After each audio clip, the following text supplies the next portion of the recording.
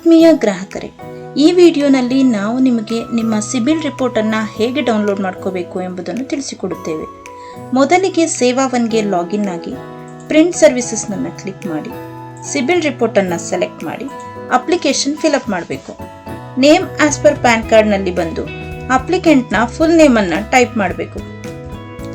ನಂತರ ಪ್ಯಾನ್ ನಂಬರನ್ನು ಟೈಪ್ ಮಾಡಬೇಕು. ಇದಾದ ನಂತರ ಅಪ್ಲಿಕೆಂಟ್ನ ಪ್ಯಾನ್ಗೆ ಲಿಂಕ್ ಆಗಿರುವ ಮೊಬೈಲ್ ನಂಬರನ್ನು ಇಲ್ಲಿ ಟೈಪ್ ಮಾಡಬೇಕು. ನಂತರ date of birth as per PAN ನಂತೆ ಡೇಟ್ ಆಫ್ ಬರ್ತ್ ಅನ್ನು ಟೈಪ್ ಮಾಡಬೇಕು. ಇದಾದ ನಂತರ ಅಪ್ಲಿಕೆಂಟ್ನ ಮೇಲ್ ಐಡಿಯನ್ನು ಇಲ್ಲಿ ಟೈಪ್ ಮಾಡಬೇಕು. ನಂತರ ಸಬ್ಮಿಟ್ ಅನ್ನು ಕೊಟ್ಟು ಟೈಪ್ ಮಾಡಿದ ಫೋನ್ ನಂಬರಿಗೆ ಒಂದು OTP ಬರುತ್ತೆ.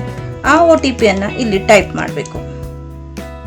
ನಂತರ ಸಬ್ಮಿಟ್ OTP ಕೊಟ್ಟು ಕೆಳಗಡೆ ಬಂದು ವ್ಯೂ ರಿಪೋರ್ಟ್ ಕೊಟ್ಟಾಗ ನಿಮ್ಮ ಸಿಬಿಲ್ ರಿಪೋರ್ಟ್ ಇಲ್ಲಿ ಶೋ ಆಗುತ್ತೆ. ಇದರ PDF ಕೂಡ ನೀವು ಡೌನ್ಲೋಡ್ ಮಾಡ್ಕೋಬಹುದು.